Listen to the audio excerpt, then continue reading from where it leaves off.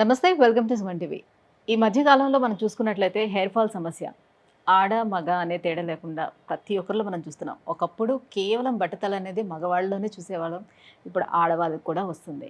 ఒకప్పుడు జెనెటికల్గా మాత్రమే మనం బట్టతల అనేది గమనించేవాళ్ళం. ఇప్పుడు అసలు ఆ రీజన్స్ ఏమీ కనిపించట్లేదు. సో ఆల్మోస్ట్ అందరిలోనే మ్యాక్సిమం ఈ హెయిర్ ఫాల్ ఇష్యూ అనేది చూస్తూ వస్తున్నాం. ఎందుకు ఇలా జరుగుతుంది? ఎక్కడ మనం చేంజెస్ అనేది చేసుకోవాలి?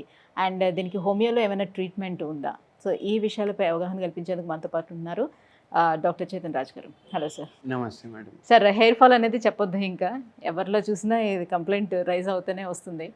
సో చాలా చిన్న ఏజ్లోనే లైక్ 21-22 ఇయర్స్ వచ్చేటప్పటికే కంప్లీట్గా బాల్డ్ హెడ్ అనేది వచ్చేస్తుంది.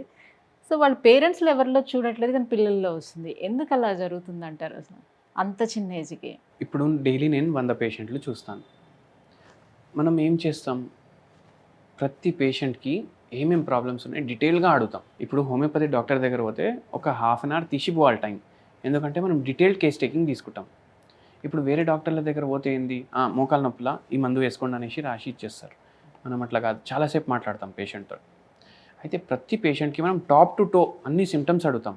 మెడ నొప్పి ఉందా, షోల్డర్ జాయింట్స్లో పెయిన్ ఉందా, అట్లనే హెయిర్ ఫాల్ కూడా అడుగుతాం. డైలీ 100 పేషెంట్లకు అడుగుతాం హెయిర్ ఫాల్ కూడా ఉందా అనేసి. ఆ 100 పేషెంట్స్లో 95 పేషెంట్స్ హెయిర్ ఫాల్ ఉంది అని చెప్తారు. వాళ్ళే కాదు, ఇప్పుడు ఎవ్వరు డైలీ మార్నింగ్ మనం కోమ్ చేసుకుంటాం కదా, జుట్టు వస్తుంది కదా కొంచెం, మనం ఏమనుకుంటాం, అరే నాకు హెయిర్ ఫాల్ ఎక్కువ అయిపోతుంది. ఆ జుట్టు చూడంగానే మనకు ఏమనిపిస్తుంది, హెయిర్ ఫాల్ ఎక్కువ అయిపోతుంది. కానీ మనం ఏమి అర్థం చేసుకోవాలంటే, మన చర్మం ఎట్లా అయితే ఉంటుంది కదా, అది డైలీ పోతుంది, డెడ్ స్కిన్ పోతుంది మన బాడీ పైనకి వెళ్ళి. అట్లనే ఏ జుట్టు అయితే పాతగా అయిపోయింది కదా, అది పడిపోతుంది. ఎప్పుడు మన డెన్సిటీ తగ్గడం స్టార్ట్ అవుతుంది. అంటే ఇప్పుడు కొంచెం ఫీమేల్స్ ఉన్నారు, జడ పెద్దగా ఉంది వాళ్ళకు ఆ జడ థిక్నెస్లో తేడా ఎప్పుడైతే వస్తుంది, అప్పుడు వాళ్ళకు హెయిర్ ఫాల్ అవుతుందని అర్థం. మీకు ఎంత జుట్టు ఉంది అంతే ఉంటుంది, కానీ హెయిర్ ఫాల్ అవుతుందంటే మీరు ఫికర్ చేసే అవసరమే లేదు. అంటే జనరల్గా పర్ డేలో ఇంత ఊడుతుంది అనేది ఉంటుంది కదా. అవును, 100 పడతాయి. ఇలాంటి సీజన్లో, ఇప్పుడు వింటర్ సీజన్లో లైక్ కొంత హెయిర్ ఫాల్ ఎక్కువగానే ఉంటుంది నార్మల్గా, కానీ మళ్ళీ వస్తుంది అని ఉంటుంది. వింటర్ సీజన్లో తక్కువ ఉంటుంది, సమ్మర్ సీజన్లో ఎక్కువ ఉంటుందా? ఓకే. వింటర్ సీజన్లో హెయిర్ ఫాల్ తగ్గుతుంది, సమ్మర్ సీజన్లో ఎక్కువ అవుతుంది. అండ్ ఇంకోటి ఏంటంటే, ఇప్పుడు కొందరికి వింటర్ సీజన్లో ఎక్కువ అవుతుందని ఎందుకు అనిపిస్తుంది అంటే, మనం తలస్నానం చేసుకుంటాం కదా, ఇప్పుడు సమ్మర్ ఉంటే ఆల్టర్నేట్ డే కూడా చేస్తాం, రోజు కూడా చేస్తాం. వింటర్ సీజన్లో మనం ఏం చేస్తాం, వారానికి ఒకటేసారి చేస్తాం, ఒక్కొక్కసారి, లేకపోతే మహా అంటే 2 సార్లు చేస్తాం. అంటే డెడ్ హెయిర్ అక్కడే ఉండిపోతుంది కదా, మళ్ళీ సడన్గా తలస్నానం చేస్తే ఇంత జుట్టు పోతుంది. సో అట్లా వాళ్ళకు ఇట్లా అనిపిస్తుంది. ఇప్పుడు ఏమైపోతుంది అంటే, కొందరు కాస్మెటిక్లు కూడా బాగా వాడతారు. ఇప్పుడు ఒక షర్ట్ ఉంది మన దగ్గర, డైలీ అదే షర్ట్ వేస్తున్నాం, మనం డైలీ ఉతుకుతున్నాం, డైలీ ఇస్త్రీ చేస్తున్నాం, డైలీ అదే షర్ట్ వేస్తున్నాం. ఇప్పుడు డైలీ ఒక వైట్ షర్టే ఉందనుకోండి, డైలీ దానికి మనం ఇస్త్రీ చేస్తే ఏమవుతుంది, షిరింక్ అవుతుంది. షిరింక్ అయిన తర్వాత దాని కలర్ కూడా మారుతుంది.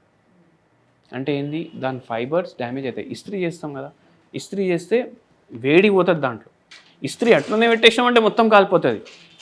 మనం ఏం చేస్తాం, కాస్మెటిక్స్ వాడతాం. కాస్మెటిక్స్తో పాటు ఇప్పుడు హెయిర్ స్ట్రైట్నింగ్ చేపిస్తారు, రకరకాల హీట్స్ అని పెడుతూ ఉంటాం, అలాంటి వాళ్ళందరికీ అవుతూ ఉంటుంది.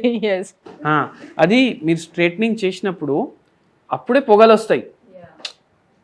దాని అర్థమైంది ఎంత హీట్ పాస్ చేస్తున్నాం మనం మన హెయిర్కి. అప్పుడు అట్లా రెగ్యులర్లీ ఈ హీట్ వల్ల, లేదంటే కాస్మెటిక్స్ వల్ల హెయిర్ మంచిగా కనిపించాలి. మనకు మంచిగా కనిపిస్తేనే హెయిర్ హెల్తీ ఉందని మనం అనుకుంటాం. సో అట్లా చేయడం వల్ల మనం మన హెయిర్ని డ్యామేజ్ చేస్తాం. సో అట్లా రెగ్యులర్ మనం ఏది చేపియొద్దు మన హెయిర్కి. అండ్ దాని తర్వాత హెయిర్ దేనితో బిల్డప్ అవుతుంది, ప్రోటీన్ తోటి బిల్డప్ అవుతుంది. మన బాడీలో ప్రోటీన్ డెఫిషియన్సీ ఉంటే, మన బాడీలో విటమిన్ డెఫిషియన్సీస్ ఉంటే, అప్పుడు కూడా హెయిర్ ఫాల్ అనేది ఎక్కువ అవుతుంది. సో మన బాడీకి మనం కరెక్ట్ అండ్ ఇంపార్టెంట్ ప్రోటీన్స్ ఇవ్వాలి, ప్రోటీన్ రిచ్ డైట్ తీసుకోవాలి. ఇప్పుడు ఎవరికన్నా హెయిర్ ఫాల్ చాలా ఎక్కువ అవుతుంది అనుకోండి, వాళ్ళకు విటమిన్ బి కాంప్లెక్స్ డెఫిషియన్సీ ఉంటుంది, అండ్ వాళ్ళకు జనరలీ ప్రోటీన్ డెఫిషియన్సీ ఉంటుంది. అయితే వాళ్ళు ఏం చేయొచ్చు, ఇప్పుడు మనం గుడికి పోతాం, నెల శనగలు ప్రసాదం ఇస్తారు కదా, గుడిలో ఇస్తారు, అంటే అది చాలా మంచిది. సో దాంట్లో మెడిసినల్ ప్రాపర్టీస్ కూడా ఫుల్ ఉన్నాయి. ఇప్పుడు డైలీ నైట్ ఈ పేషెంట్లో ఏం చేయాలంటే దాన్ని పిండి కూడా దొరుకుతుంది. కొమ్ము శనగలు అంటారు, లేకపోతే కాబూలీ చనా అంటారు. కాబూలీ చనా వేరే, అది పెద్దదిగా ఉంటుంది. పెద్దగా ఉంటాయి అవి, అది వేరే స్పీషీస్, అది ఆఫ్ఘనిస్తాన్ నుంచి వస్తుంది. అది ఏం చేయాలి, దాన్ని పిండి వస్తుంది, దాని పిండి తీసుకోవాలి, దాని పిండిని సత్తుక ఆట అంటారు. ఆ పిండితోటి రొట్టె తయారు చేసుకోవాలి. డైలీ నైట్ మీరు అదే రొట్టె తినండి, మీకు హెయిర్ ఫాల్లో చాలా మార్పు కనిపిస్తుంది. సో ఇంకా హెల్త్ ఇష్యూస్ ఏముండడం వల్ల హెయిర్ ఫాల్ అవుతుంది?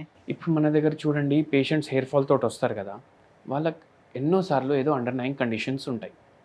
ఇప్పుడు పీసీఓడి ఉందనుకోండి, పీసీఓడి ఉన్న వాళ్ళు ఏమనుకుంటారు, పీరియడ్స్ ఒకటే తేడా ఉంటుంది మనకు, ఇంకా ఏం ఉండదు తేడా అనుకుంటారు. వాళ్ళకు కూడా హెయిర్ ఫాల్ ఎక్కువ అయిపోతుంది, వాళ్ళకు కూడా బాల్నెస్ స్టార్ట్ అయిపోతుంది. పీసీఓడి ఉండే వాళ్ళలో అన్వాంటెడ్ హెయిర్ వస్తుంది కదా, unwanted hair in unwanted places, unwanted ప్లేసెస్లో అన్వాంటెడ్ హెయిర్ వస్తుంది కదా, మరి ఉన్న హెయిర్ ఎందుకు పోతుంది? ఉన్న హెయిర్ ఎందుకు పోతుందంటే హార్మోనల్ ఇంబ్యాలెన్స్ అవుతుంది. పీసీఓడి ఉన్న పేషెంట్స్లో వాళ్ళకు మేల్ హార్మోన్స్ కూడా పెరిగిపోతాయి వాళ్ళ బాడీలో. ఇప్పుడు మేల్ హార్మోన్ పెరిగితే ఏమవుతుంది, మేల్ ప్యాటర్న్ బాల్నెస్ వస్తుంది. ఇప్పుడు బట్టతలా ఉంటుంది కదా, వాళ్ళకి బట్ట గడ్డం ఉండదు, గడ్డం అయితే ఉంది. సో మేల్ ప్యాటర్న్ బాల్నెస్ వస్తుంది స్కాల్ప్ పైన. అండ్ ఈ విమెన్కి ఏమవుతుంది, గడ్డం కూడా కొద్దిగా కనిపిస్తుంది. అందుకే, ఎందుకంటే మేల్ హార్మోన్ పెరిగిపోయింది, వాళ్ళ బాడీలో మెయిన్ హార్మోన్ అవసరం అంత లేదు, అయినా పెరిగింది కాబట్టి మేల్ ప్యాటర్న్ బాల్నెస్ వస్తుంది వాళ్ళకు, దానివల్ల బట్టతలా వస్తుంది. అండ్ ఇక్కడ గడ్డం లాగా మీసాల్లాగా వస్తుంది. సో ఇప్పుడు హెయిర్ ఫాల్ అవుతుందని అనగానే వెంటనే అందరు తీసుకునే ప్రికాషన్స్ ఎలా ఉంటుందంటే, నేను మంచిగా జుట్టుకి ఆయిల్ పెట్టుకోవాలి, ఆయిల్ పెట్టుకుంటే నా హెయిర్ ఫాల్ కంట్రోల్ అవుతుంది, జుట్టు పెరుగుతుంది అనే ఆలోచనలో రకరకాల ఆయిల్స్ అన్నీ కూడా వాళ్ళు సర్చింగ్ చేసేస్తారు, ఆయిల్స్ పెడుతూ ఉంటారు. సో ఆయిల్స్ పెట్టడం కూడా లైక్ కొంచెం వార్మ్ చేసి పెట్టుకోవాలి, దాన్ని మసాజ్ చేసుకోవాలి, సో డెడ్ అయిపోయిన సెల్స్ అన్నీ కూడా మళ్ళీ రియాక్టివ్ అవుతాయి. ఇలా ఈ భ్రమలో ఉంటారు. నిజంగా అది భ్రమ లేకపోతే నిజమేనా, అలా చేసుకోవచ్చా? జుట్టు ఏడికెళ్ళి వస్తుంది, బాడీ లోపటి నుంచి వస్తుంది, బయటికి వెళ్ళి వచ్చి అటాచ్ కాదు జుట్టు. అంటే మనకు జుట్టు ఏదైతే ఉండి బయటకు వెళ్ళి మనం అటాచ్ చేస్తలేము, మన బాడీ దాన్ని ప్రొడ్యూస్ చేస్తుంది. దాని అర్థం ఏంది, మనం ఏ న్యూట్రిషన్ ఇచ్చినా మన బాడీ లోపలికి అది పోవాలి, మన బాడీ లోపలికి పోయి ఫిజియాలజీ కరెక్ట్ అవ్వాలి బాడీది. దాని తర్వాత ఆటోమేటికలీ బాడీ దాన్ని రిపేర్ చేసుకుంటుంది. ఇప్పుడు ఏమవుతుంది ఇక్కడ, ఇప్పుడు మనం ముక్కు బంద్ చేసుకున్నాం అనుకోండి, మనం ఊపిరి పీల్చుకోగలుగుతామా? లేదు. మనం ఏం చేస్తాం, ఇంత ఆయిల్ తీసుకొని రాసుకుంటాం, దానివల్ల స్కాల్ప్కి ఆక్సిజన్ తగలదు. ఈ ఆయిల్ రాసుకొని మనం బయటికి పోతాం, ఉన్న పొల్యూటెంట్స్, డస్ట్ అవన్నీ ఏమవుతాయి, మన ఆయిల్కి స్టిక్ అయిపోతాయి. మనం పెట్టింది కొబ్బరి నూనె, కానీ అది డీజిల్ నూనె లాగా తయారైపోతుంది. ఎందుకంటే డీజిల్ పార్టికల్స్ అన్నీ అంటుతాయి కదా, పొల్యూటెంట్స్ అవి ఇవి. అప్పుడు ఏమైపోతుంది, మనం న్యూట్రిషన్ కోసం మంచి కోసం పెట్టినాం నూనె, అది హార్మ్ఫుల్ లాగా తయారైపోతుంది. అయితే మనం ఏం చేయాలంటే వారానికి 3 సార్లు జుట్టుని వాష్ చేసుకోవాలి. రేపు మీరు వాష్ చేసుకుంటున్నారనుకోండి, మన బాడీకి డెఫినెట్లీ ఆయిల్ అవసరం. ఇవాళ నైట్ మనం నూనె రాసుకొని పడుకోవాలి, నెక్స్ట్ డే మార్నింగ్ కంపల్సరీ మనం వాష్ చేసేయాలి. దాని తర్వాతనే మీరు బయటికి వెళ్ళాలి.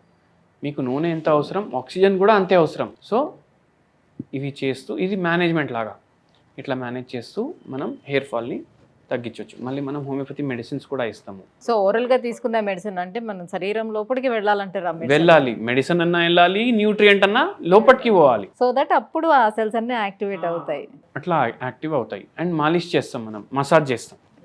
మసాజ్ కూడా హార్ష్గా మసాజ్ చేయొద్దు, లైట్గా మసాజ్ చేయాలి. అంటే హాఫ్ అన్ అవర్ కూడా కంటిన్యూస్లీ మనం రుద్దుతాం స్కాల్ప్ని, అట్లా రుద్దొద్దు. మీరు మసాజ్ చేసుకునేటప్పుడే చూసుకోండి, ఎన్నో డ్యామేజ్ హెయిర్ మీ చేతికి స్టిక్ అయిపోతాయి. సో అంత హార్ష్గా మసాజ్ చేయొద్దు ఎప్పుడు స్కాల్ప్కి. సో పదే పదే జుట్టు దువ్వడం వల్ల ఏమైనా ఇబ్బంది ఉంటుందా, లేకపోతే మంచిదేనా? డ్యామేజ్ అవుతుంది కదా జుట్టు, అట్లా మళ్ళీ స్ప్లిట్ ఎండ్స్ కూడా అట్లనే పెరుగుతాయి, మళ్ళీ జుట్టు కూడా అట్లనే హెయిర్ ఫాల్ అవుతుంది. అండ్ మనం వాడే కాస్మెటిక్స్ని బట్టి కూడా ఉంటుంది. Right, thank you so much sir. So hair ఫాల్కి రీజన్స్ అండ్ హోమియో ట్రీట్మెంట్ తీసుకుంటే ఎట్లా మళ్ళీ రీగ్రోత్ అనేది వస్తుంది, సో ఈ విషయాలన్నీ తెలియజేసినందుకు thank you so much. Thank you.